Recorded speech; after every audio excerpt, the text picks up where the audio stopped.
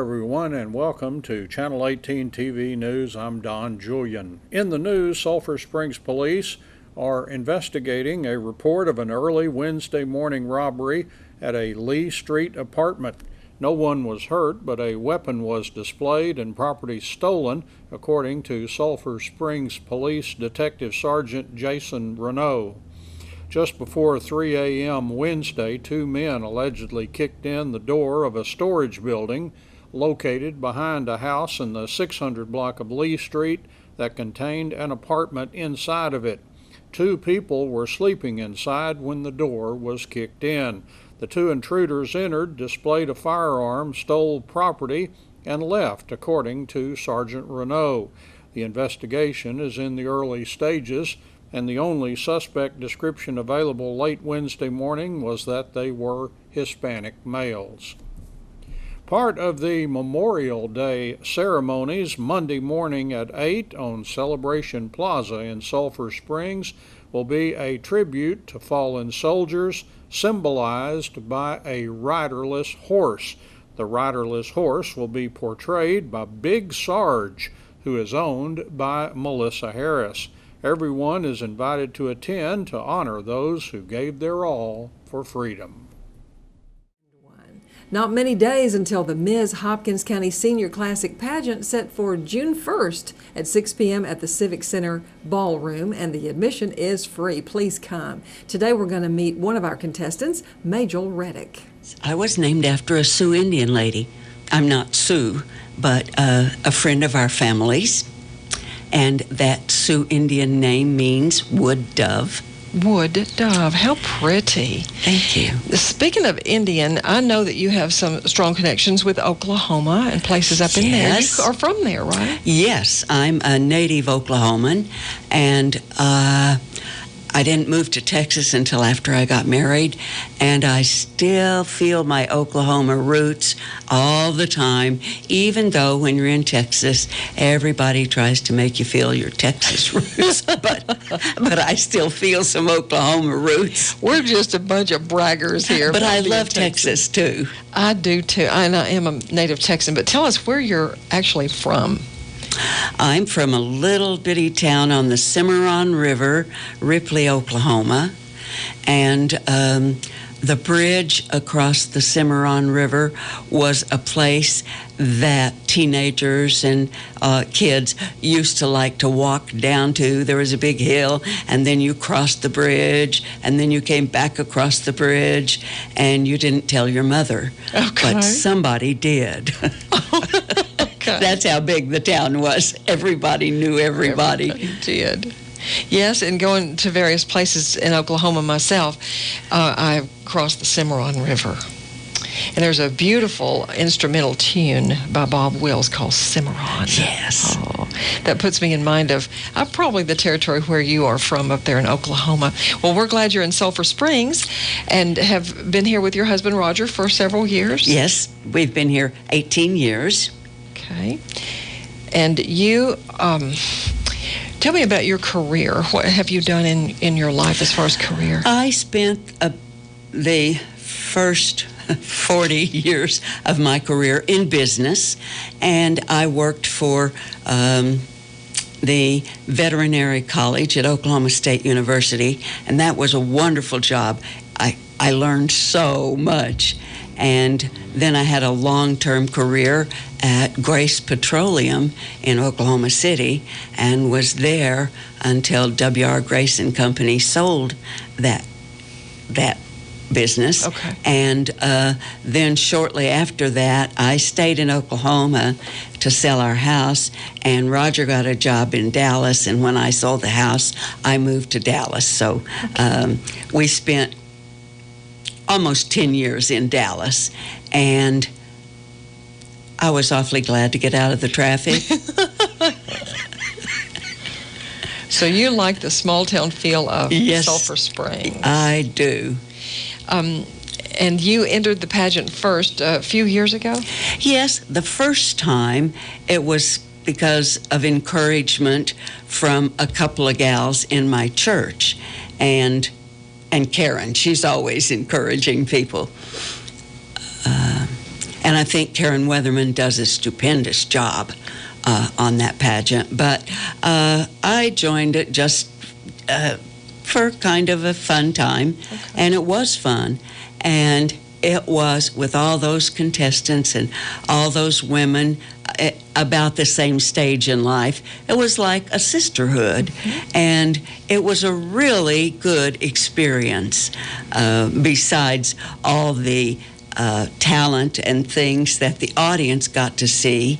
The contestants got to see some behind the scenes information and things that were particularly interesting and kind of bonding to one another.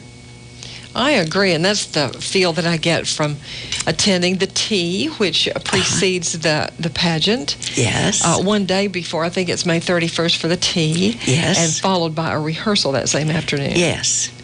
And then the pageant June 1st, which we want everybody to come to. Yes, we do. It's free. Everybody's encouraged to come. It's a fun evening. Lots of talent, lots of pretty dresses, lots of fun times, and there's kind of something for everybody there.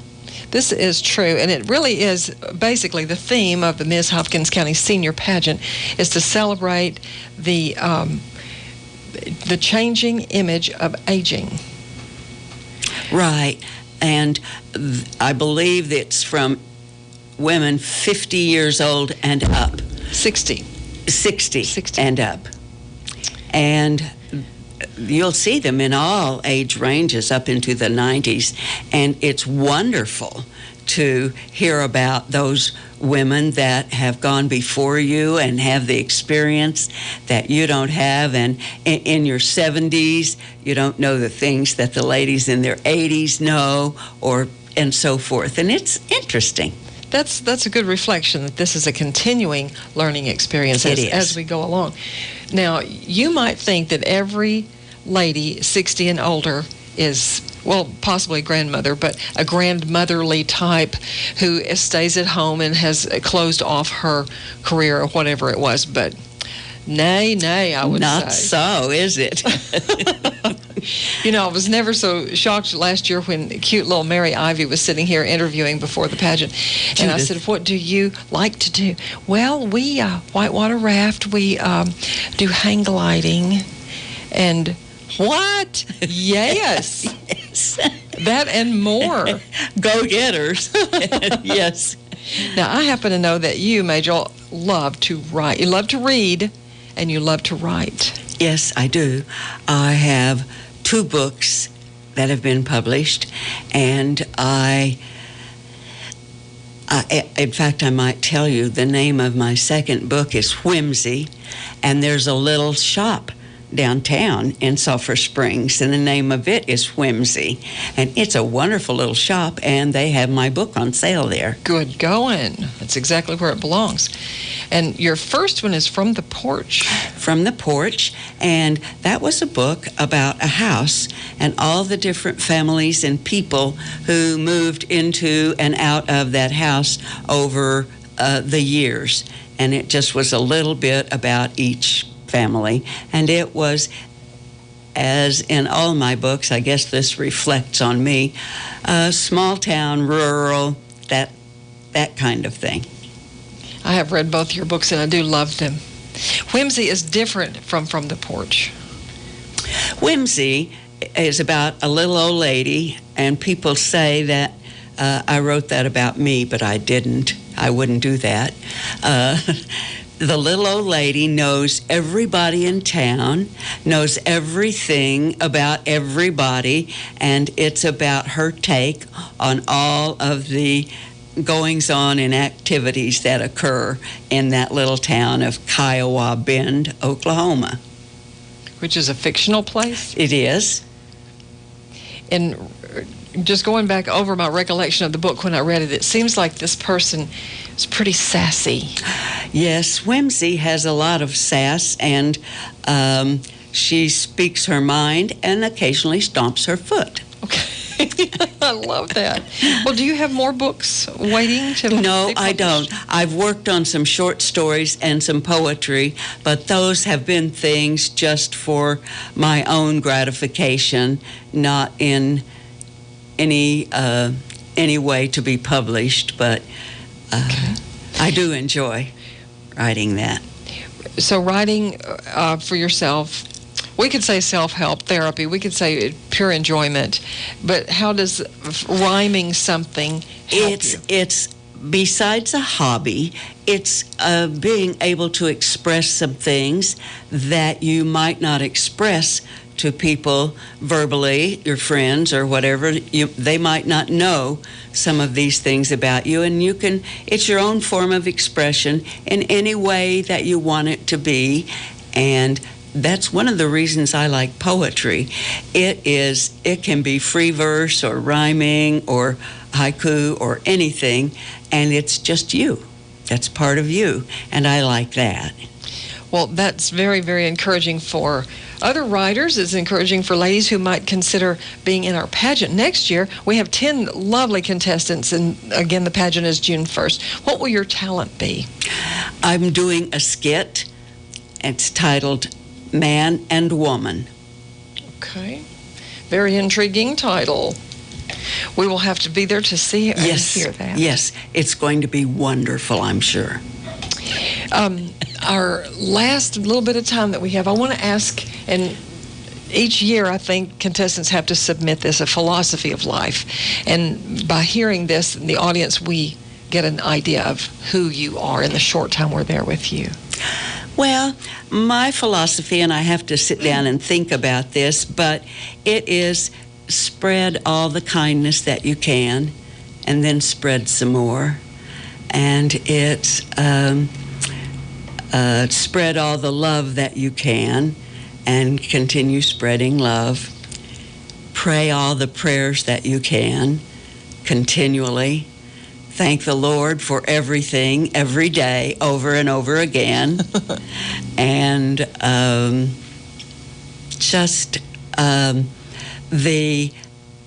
when you give something, help someone with one hand, you can end up helping them with the other hand too.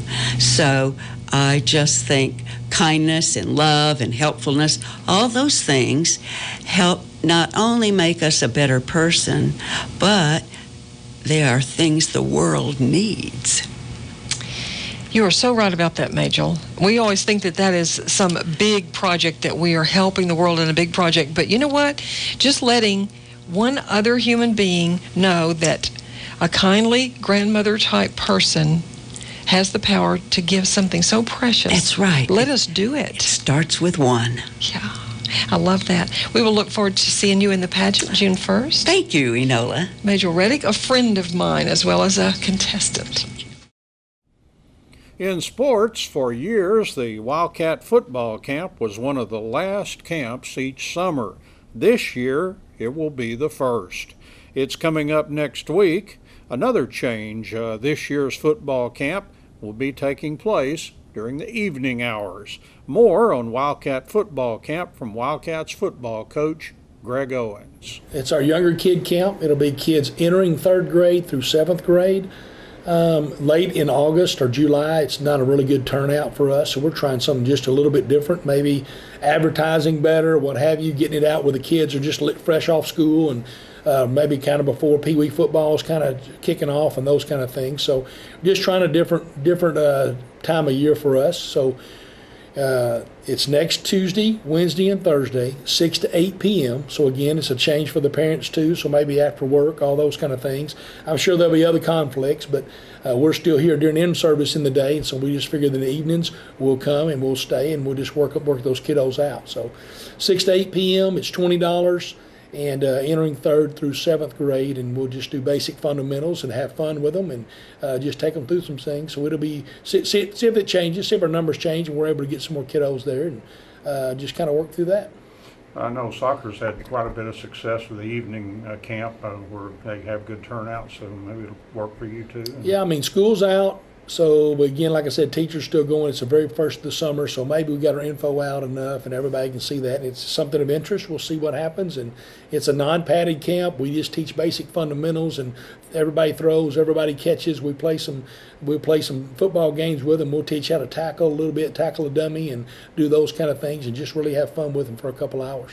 I was going to say, the kids these age, they probably haven't kind of identified with a position or either offense or defense, so they just kind of get it all, right? Well, and you never know. I mean, a kid, a husky kid there you think is going to be a lineman, he may grow up into be a skill guy. I mean, you never know about an age, and so we try to give them a taste of a little bit of everything. And so everybody learns how to throw, everybody learns how to catch, everybody learns how to tackle and block and do those things in a little circuit type setting. Now the older kids, now the incoming seventh graders, we'll take them and separate them. We'll go ahead and start teaching them their offense for next year. Which we have a little pre-athletic period now in the middle school. We started kind of doing that anyway for each sport. So we'll just get a little more detailed with them about what they're doing, and the junior high coaches will be here with us for that stuff. So they're getting to know those kids better. We're getting to know those kids. Being able to teach them a little bit of technique at the same time will be, we hope, beneficial for all of us. I just think quite special for a youngster to meet members of the Wildcats coaching staff and get attention from them. That's got to be big for a kid. Yeah, we try to have fun. I mean, it's a good time. It's just kind of a laid back atmosphere, and I mean we try to have fun and just encourage them and let them run around and get some exercise and get them really tired before we send them home. It's unusual. Another year coming to a close, and I think we were talking the other day. It's really been a good one. For SSHS. Oh yeah, I mean it's been an exceptional year. I don't know, we might have talked about this on the deal, but just our awards the other day, we did, some incredible records were broken individually, team-wise this year. Just a lot of stuff happened that was really positive and really good. And yeah, you kind of sit back and reflect on all that as the whirlwind of the season of the school year's drawing to a close, and we're trying to wrap all this up. It's good with all these banquets we've been having. And let's see, yesterday, there were 4 more banquets yesterday. Baseball and softball got together and had a great time.